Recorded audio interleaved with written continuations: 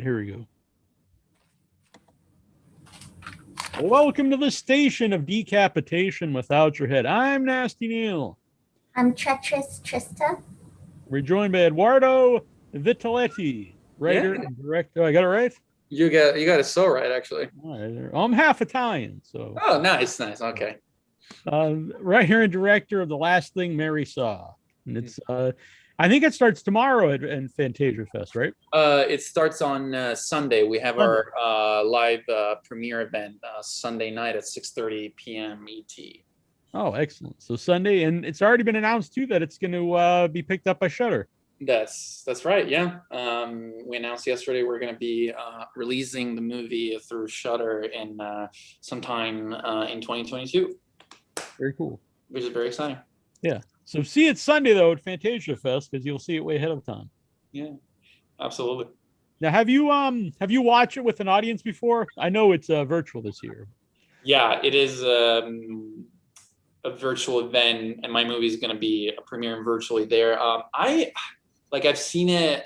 I watched my movie like with kind of like scattered audiences when we were making it during post production, and I'm talking like a few cats here and there, just watching to give notes on the cut, but not like the finished movie. I haven't seen it with anybody else yet in person next to me. So I'll look forward to that too, for sure. Yeah. For people who don't know, can you give them an idea of what the movie's about? Yeah, sure. So The Last Thing I Saw is a period horror drama. It's set in mid 19th centuries rural New York, and it's a story of a young woman, Mary, who was raised in a repressively religious household and who's under investigations after the mysterious suspicious death of her family's matriarch. And as she starts to recollect the events that led to the tragedy, she starts to shed light on her relationship with the housemaid, and as well as further complications with the arrival of this kind of mysterious intruder during the funeral, and as well as just kind of ageless forces, I guess, kind of playing a role in everybody's fate and in the ultimate downfall of the household. I guess that's the general gist. Yeah. What are some of the hardships when you film a period piece? Well, of course, you gotta kind of sink your teeth into research, right? And you gotta, and that, for me, mostly came down to, it was a combination, I think, to be kind of very practical and very specific. I think when you think of the accent and the dialect, so the dialogue, so the words with the accent, a lot of it was about the costuming, and a lot of it had to do with like a combination of the location with the props. And I think as far as the difficulties, I mean, what was the hardest probably was definitely the finding a location that could that looked like the time period, because we shot the movie on Long Island, and looking for like a place from the time period, a house that was practical to shoot in, and that had remained untouched or somewhat untouched from the time period. Is very complicated because not a lot has been left untouched in the general New York area since the 1800s, right? So to look for the perfect place, I mean, it took a long time to find the perfect place. I think that was the most difficult thing. And in general, when I mean, my understanding now after having made a period piece is, you kind of want to give yourself some things that are non-negotiable and some others that you can kind of compromise with, as far as how precise you can get, because the obvious self-evident truth is you were not there. Nobody was there that could tell us with their voice or that could have filmed that time period. So we are relying on a lot of journaling, a lot of independent research, paintings and whatnot. So some of the things you have to accept that you're not going to get them exactly right, because nobody knows what right is. And once you start to understand, okay, what is important to me and what is not, what is slightly less important that I can kind of give in on, the process it starts to inform your story too. Because for me, this movie was a lot about communication. A lot of it is quiet, so the accent was very important to me, and the dialogue was very important, and some other things were a little less. But I think cohesively, we were trying to tap into all these little areas that could convey like a holistic sense of the period.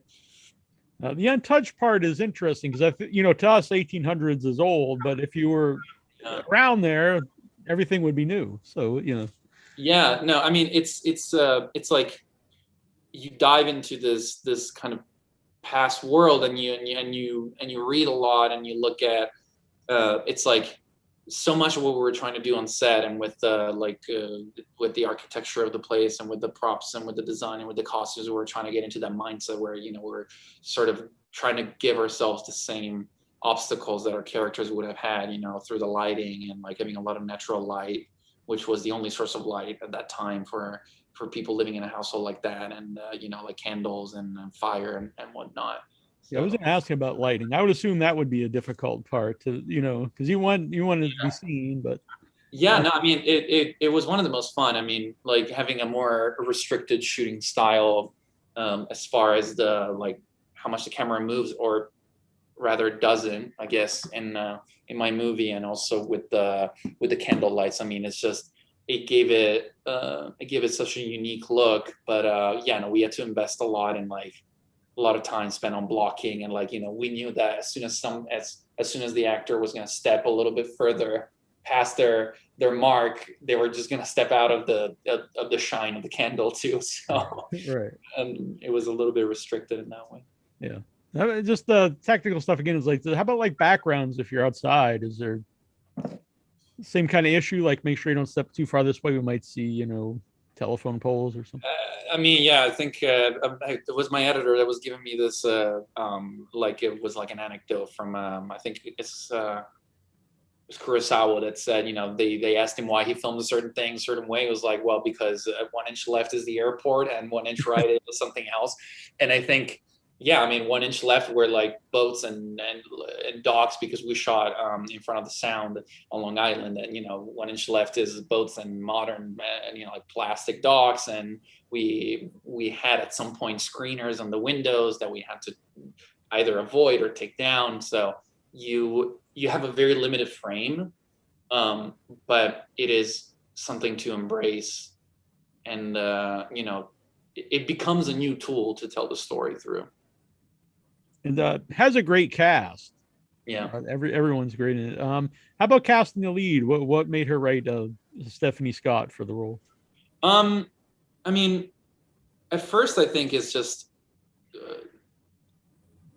I really liked her performances in other movies that I saw her in, and this is like a pretty obvious answer, but I think that is always the first step. And then when we had our conversation together, after we began to talk about offering her the part and everything, she and I talked, and I think our first conversation was really fun, and we connected a lot, and she shared the same thoughts about the movie and the story as me, and like she just had like one thing that was important to me and that made the process fun as far as working with actors and with everybody else on my crew for that matter is, because we're stepping into a different time period, because it's all different, just how curious can my actors be about the little things like the costumes and the hair and the accent and whatnot, things that come after the performance, but that inform the performance itself. And she was very curious about the same things.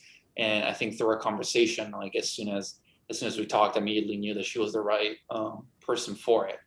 And then I started to work with Isabelle, and they had a great chemistry right off the bat. So I definitely knew that as far as my mains, and then everyone else, because I was just very lucky all around. I found the right people. Yeah. Zappa. I'm sorry if I mispronounced your name. Zappaloni from Barcelona in the chat room. They said that they're Isabelle's #1 fan, and they're really looking forward to seeing the movie. Well, I will sure let her know. Trista, do you have a question? This is a very ambitious first feature. I'm wondering what the biggest lesson that you've learned from it is. That's a good question, because I think a lot of the like best lessons that I learned from it are very like, I don't know, they're very like emotional in a certain way, because making a first feature, I mean, yes, it is ambitious, because some of the things that they tell you not to do on your first film, like I think I someone hit them all, like, and like a lot of special effects. There's I was working with a brilliant child actor, really, but a period piece and whatnot. But I think the experience of making your first movie in and of itself is just so stressful and so kind of, I mean, it's a little bit terrifying, of course. And for a little bit, I think for almost the first half of the shoot, I kind of forgot to have fun with it, to have fun doing it. And there was a moment, my actors kind of talked me through that a little bit, but I remember my cinematographer, David Crude, I remember one conversation that I had with him where he was like, look, man, like you also just you have to remind yourself that this is a great job and you're making a fun, great movie, and you got to have some fun in the process. And it sounds like a purely personal thing, but ultimately when something snapped there, and I think the movie became better after that, because there was a certain sense of levity that came through in the process. And for a movie that doesn't have a lot of levity, because it's a very dark and very stark and heavy story, just being able to access to that likeness and being able to remind myself this is fun, was super instrumental. So quite frankly, I think that's the biggest lesson that I learned. It's like you gotta have fun with it, because that is going to make everything else better. It just colors everything else. Like I mentioned earlier, you wrote it and directed it. Like Trista said, your first feature. When you were writing it, did you think like this is the first movie I'd like to direct? Yeah, definitely. As I was writing it, like before you've made your first movie, you're somewhat unaware of how many of the things can get in the way of getting a movie made. And so when I was writing it, I was definitely thinking, I'm writing my first movie and it's going to be made and it's going to happen very quickly because it's a movie. And, and it's so that kind of naivete, I think, helped me not think about this in any other way, because of course a lot can happen. You could write something that stays in development forever, or that you can't find the financing for, or you can cast and whatnot. But definitely, yeah, because of how naive I was, I guess, definitely had it in mind as my first movie. Yeah. You mentioned the child actor, and I had in my notes, I thought he was excellent in the movie, Elijah Raymond. Yeah. Oh my God. Working with Elijah was fantastic. I mean, he was just a very, a very talented actor, a very patient young man, and just a very perceptive, incredibly intelligent guy. And he, so many times when you're directing children, they tell you like the general advice, and I think that is true to some degree, is to, you try to be more direct about your directing, like more straightforward, and there's a little bit of result directing that comes in handy when you're directing actors that are a little younger. And whenever I did that, he was always kind of pointing me back to, okay, but what's the emotional core of the scene? What's the spine of the scene of my character? What's my arc? And I was, he was always catching me, just so quickly and so well. And he was terrific. So had you ever submitted a short or anything before to Fantasia? No, I mean, no, not to Fantasia, not like much anywhere really. Like, I think this was definitely my first work that sees a lot of the light of the day. Like I've made some shorts before that were kind of, that had a very limited viewership and whatnot. I kind of jumped into the feature length format right off the bat a little bit. Judith Roberts also excellent. She's very creepy, and I mean that in a nice way. Yeah, she's very positive. I mean, she's also like, she's the loveliest person you'll meet. Oh, we're gonna have her on the show soon. So. Oh, good. Yeah, no, she's so lovely and so cool and just so. I mean, the gravitas that she brought into the role, together with once again, some lightness and some fun. But yeah, she definitely tapped into that creepiness very well. And we had a lot of actors on set that had either worked with her or tangentially known of her work. So I think there was a little bit of like a referentiality towards her that I believe helped a lot when it comes to the shaping of her character, because, you know, everybody's kind of looking up to her, this matriarchal imposing figure. And they all had a lot of, you know, she's been like an actor in New York for a long time, theater and film and TV. And so everybody definitely looked up to her, as they do in a more twisted way in the movie. Right. Trista, you have another question? Did COVID affect your production or release? Not my production, nor neither my production nor my release, but my post-production was, I mean, it just went much slower. And we shot the movie in December of 2019, right up against Christmas. And we shot, and then we broke down, and then we came back in January. I came back to the US because I'm from Italy, and so I spent Christmas at home, which to this day is the last time that I was there. And I started making the movie in the edit in January, and then we were approaching the beginning of the first rough cut, and we were editing in Midtown, and, you know, we were shut down, and we had to move, and my editor and I had to find the setup in his apartment. God bless him. And so we edited a lot of the movie there, and a lot of it that was challenging was, you know, of course, when you're editing a movie, you want to screen the cut to get some notes and feedback from people who were not familiar with the work. I mean, that's always very helpful. So, but it's always a little bit helpful to be able to set that up in like a screening room, because when you're editing, when you're doing the edit, you know, like the footage doesn't look great yet, and the sound is a little off. So being able to control the environment a little bit helps people watch it in the best possible scenario. And we didn't have that. So sometimes, you know, we were getting notes that were super helpful, but sometimes people were watching the cut and be like, oh, I couldn't see it very well on my computer, on my iPhone. And so you're like, am I getting the best out of these screenings? And so it was very much affected by that. And I think it took us longer to edit it for that reason.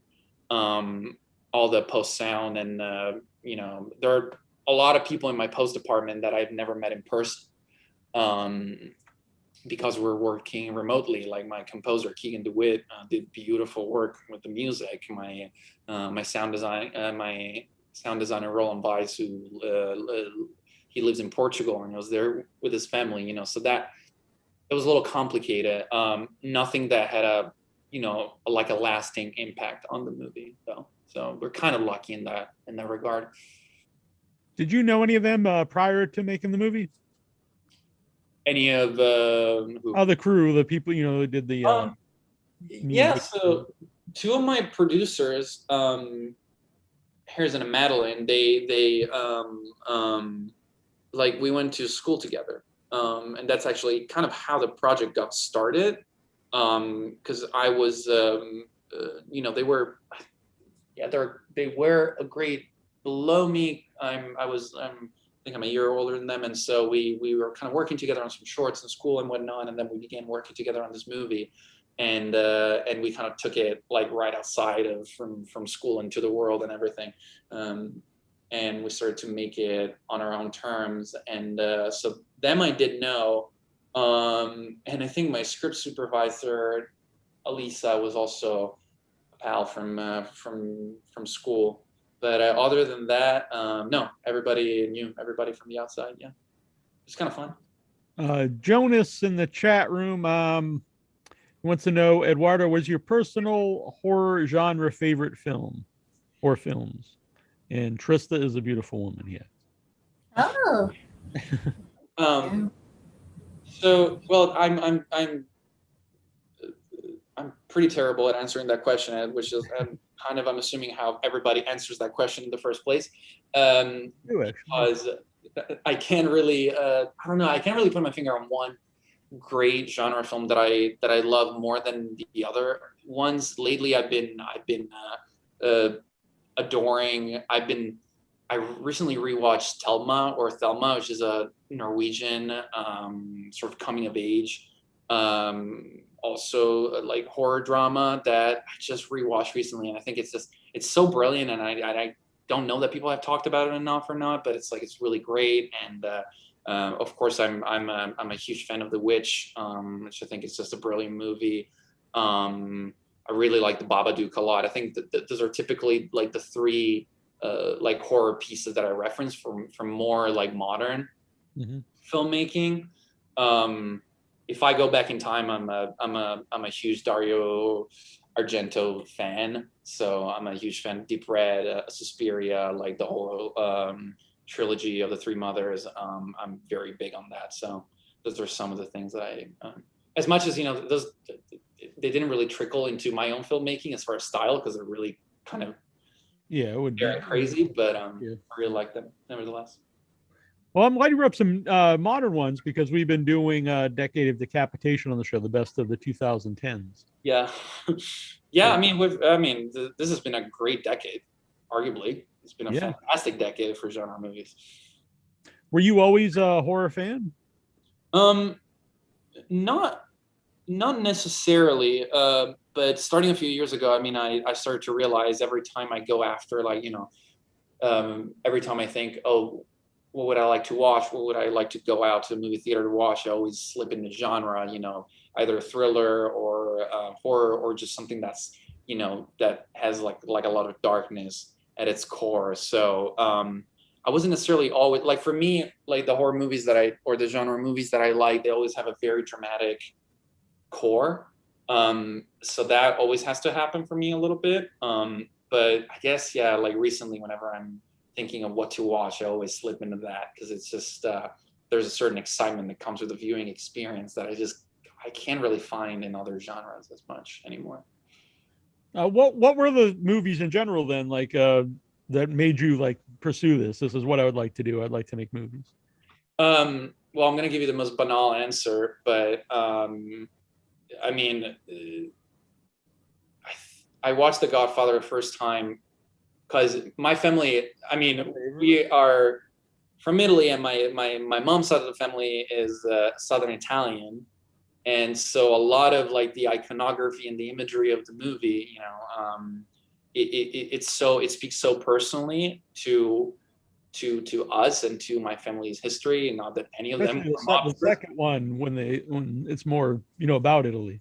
I mean, it's like, I'm not saying that any of my family members are mobsters or anything, but no, but like a lot of the scenes in Corleone in Sicily, the wedding scenes and everything. So there was always like a big culture in my family of appreciating that movie on a different level.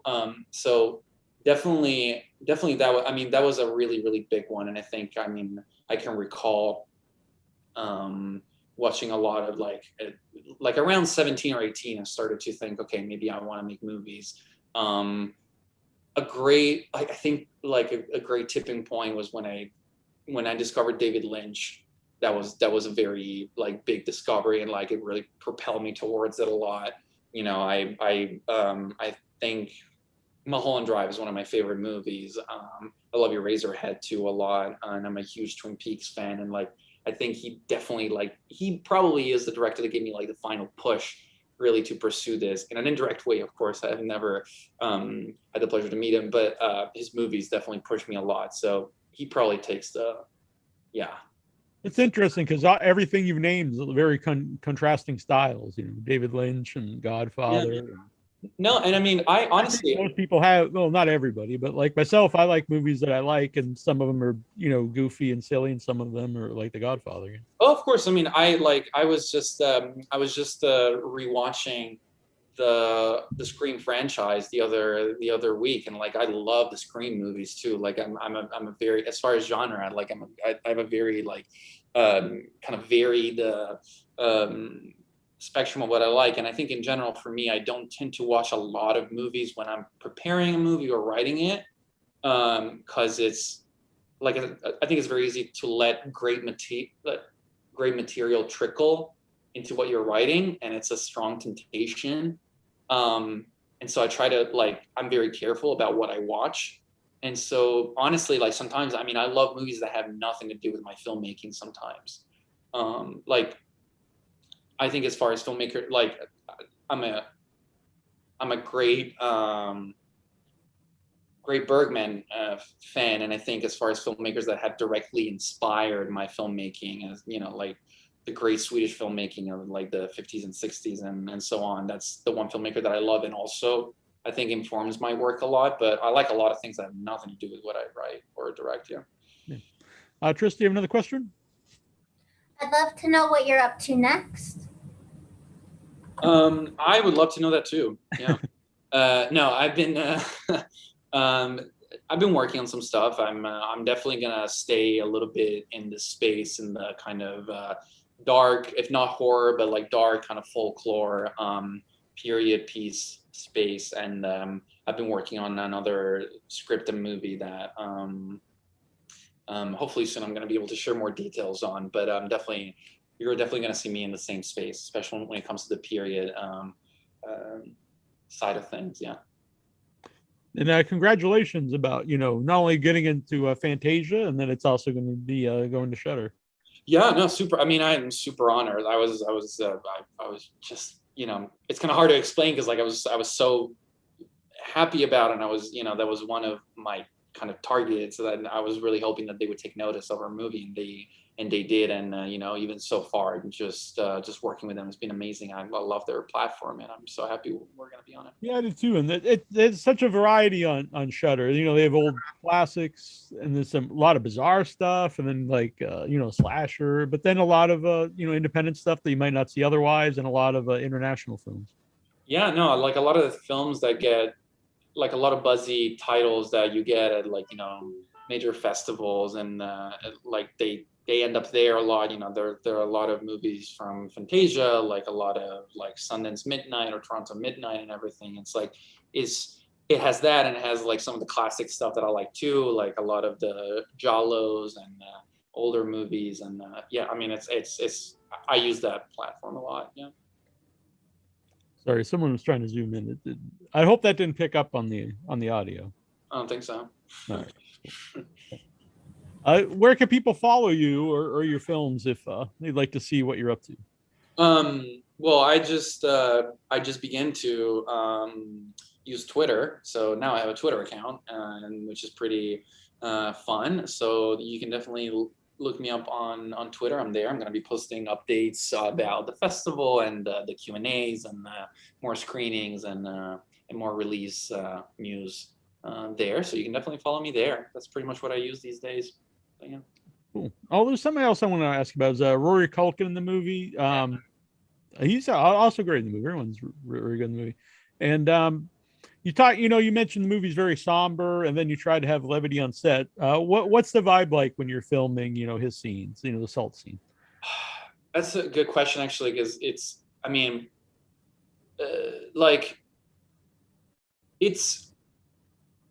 an atmosphere of like great cohesion.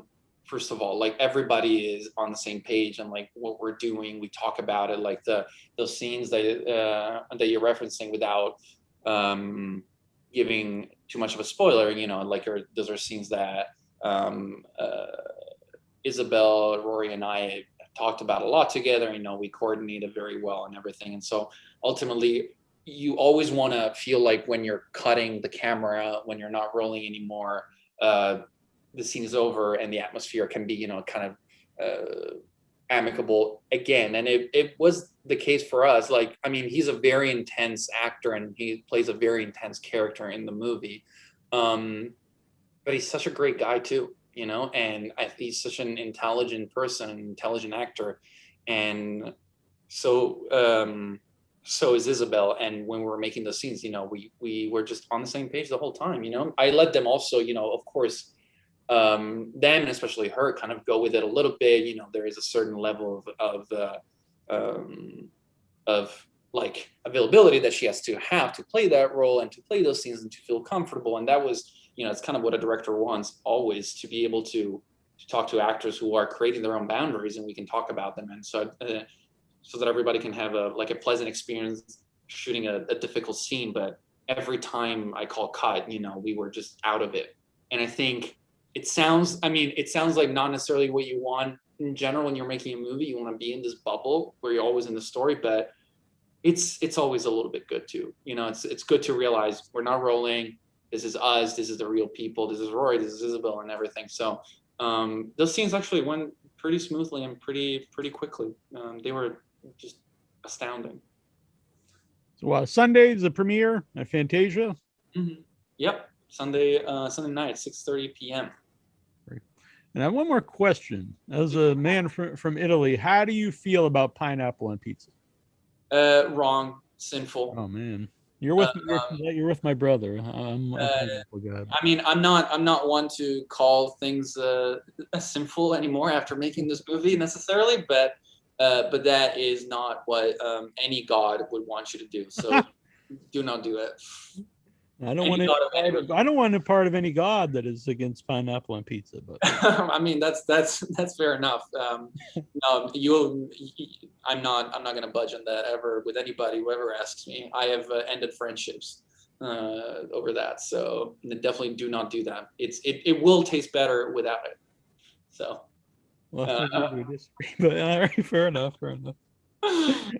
Thanks for doing this, and I hope people check out the movie. Yeah, no, thank you so much for having me. Yeah, and I hope that everybody, whenever they get a chance to watch it, it being at Fantasia or whenever we come out on Shudder, I hope they like it. Very cool. All right, thank you so much, guys. Yeah, we'll talk to you soon. Bye. Thank you. Bye. Yeah, Yeah, excellent. It was cool. We set this up for Fantasia. Then in the meantime, I got the email that it was coming to Shudder, and I was like, oh, that's really cool. Yeah, no, it was a nice kind of combination of all different factors kind of playing together at once. So yeah. And it's a little side note. I miss going to actual, to the festivals, but it was always cool because I would see movies, like a year or two before they would pop up on Shudder or something, and it would always make, even if I didn't know the people, I'd still feel good for them. Like, hey, that's cool. This is going to be seen by people.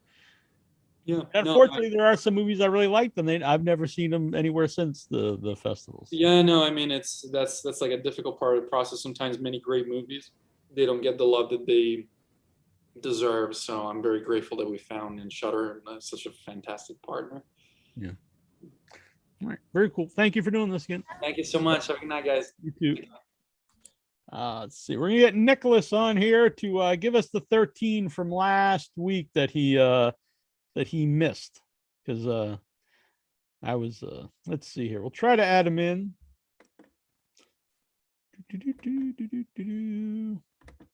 Nicholas Hatch here.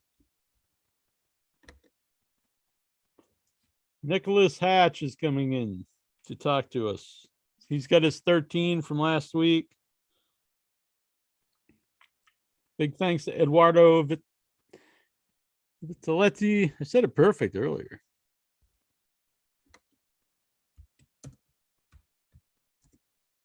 All right, here he is.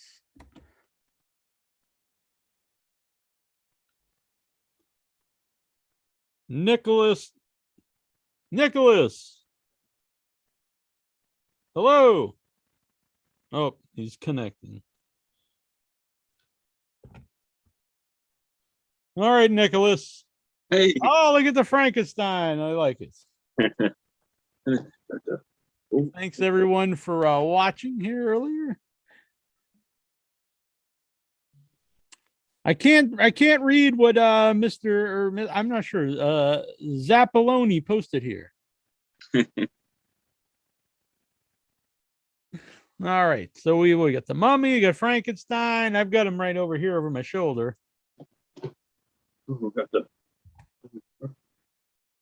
Oh, and the Bride of Frankenstein. Excellent. All right, so I apologize last week. Oh, no problem. But we got you on now. I also want to thank you for that. You made a great song. We're going to use that for the upcoming festival. No, that'd be fun. Bloody Stumps, which if people don't know, Bloody Stumps is coming up Labor Day weekend. It'll be a 4-night event, Friday, Saturday, Sunday, Monday of Labor Day weekend. We've got 14 feature films. We may be adding another one. We will see, but it's going to be a good time. Whoa, Dollman's here. So, Decade of Decapitation, our favorites of the 2010s. What was on your list that we didn't get to? On my list? Yeah. Oh. For 2010, I have Legion. Did you see that one? Yeah, that's a good That choice. was scary. Yeah. The old lady in the diner, she gets up on the ceiling. Yeah. And then Very cool. I have The Conjuring. Oh, that's I was surprised that didn't make a lot of people's list, because that's one of the biggest hits of the 2010s. Oh, and I like how the Annabelle and the nuns all tied in. Yeah, it really became a big franchise. And then I like that movie 10. 10. Two- By Michael J. Epstein and Sophia Cassiola. Excellent choice. I've watched it 15 times, I'd say. Oh, really? Yeah. You've watched it more times than it has numbers in the title. Yeah. I made that a point. Yeah. And then, well, I already mentioned it, but I have The Nun. That was scary. 2018. Great image. Yeah. I'd like to get her on the show. I think that'd be a cool guest. Oh. And then I have Three from Hell. Oh, nice. Movie. I like the end of it. That was really sets up, to see more of them. Oh yeah, I'm looking forward to the Munsters. I don't know if anybody is. He's building a whole town, I guess. Yeah, that's pretty wild. And then also I enjoyed Purgatory Road. Oh, excellent, with Trista. Yeah. That's how I first heard about Trista. Was I was at Buffalo Dreams Fantastic Film Festival. There was a cool poster for I'm thinking Equizafira, but Purgatory Road is I saw that after, which was interesting, because I saw Trista as a hero, and then I watch her and she's a villain. And she plays both very well, not just because she's a co-host and friend here. I really enjoy her short films too. I did too. Yeah. She's a very good actor. Yeah. I may be in a movie with her. No. Maybe that will make a list in the future, the 2020s. I wasn't expecting to be in that trailer earlier That's this very week. cool. Yeah, if people don't know, if you check out the trailer for Michael and Sophia's new movie, The Transformations of, I forget the title, but Nicholas Hatch is in this. It is a tongue twister, that one. Yeah. I also think I said Zappaloni was from Barcelona, but that's actually the last name. It's Zappaloni and Barcelona. I apologize. I'm not so smart. I can't pronounce a lot of names. So what's any other ones there that we missed? No. That's all I got down. Yeah. I mean, I could think of some good ones, I think. No, I think that was a good list, though. Yeah. I really liked Candy Corn. I did too. That was really good. Yeah.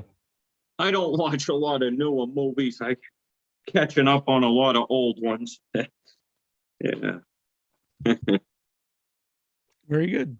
Very good. Well, I like the classics there in front of you. Yeah. Oh, I got so many. I must have over 1,000. Oh, sweet. And you're working on something for the upcoming Severed Limb 7. Oh, yeah. Okay, yeah. I like to think of it as my 15-minute masterpiece. Well, I'm looking forward to that. That's going to be sweet. Oh, yeah. I might make a couple little ones, but I mainly want to concentrate on one big one. But yeah. Maybe make a sequel to Stuntman Harry. Everybody liked that. Yeah, I think all of them were well liked. There's a shirt people can get now with the Paper Bag Murderer. Yeah, I'm actually wearing the shirt now. Yeah. Yeah. Very cool. Oh, nice. Yes. Yeah. From the movie, yeah. Trista apologizes. I didn't mention to her before we went live that you'd be zooming in, because it kind of got on at the same time. So She didn't mean to leave here.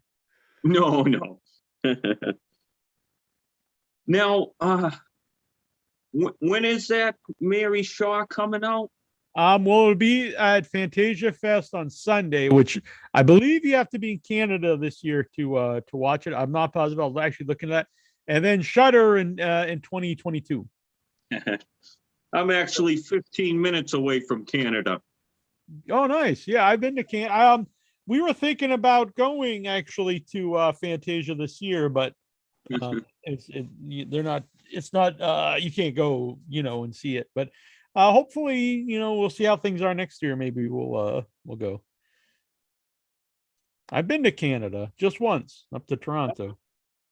Yeah, I need a passport, I guess, but I'm. Oh real yeah, close. yeah. You can't unless you're just gonna illegally sneak Yeah. in. You don't want to do that. Yeah, give yourself get the passport now, then you'll be all set for when things open up. Yeah, yeah. Yeah, Maine's beautiful. I like it up here. Yeah. Very cool. All right. Well, it's good to talk to you. Oh, And, yeah. yeah. We'll start opening up the Zoom some weeks, and people can zoom in after I guess. I know. I'm so shy. I can't even look in the camera and stuff. That's fine. That's fine. It's good. All right. Well, we'll talk to you soon, Nicholas. People can check out Nicholas on Facebook, and also check out his short films on YouTube. Oh, yes. And at the Severed Limbs Film Festivals. Yeah, I can't wait for October. It's gonna be a good time. All right. Oh. We'll talk to you soon, Nicholas. And everyone Thank you else for out having there. Have a good one. You as well. Good night, everybody. And Troy apologized he couldn't make it tonight.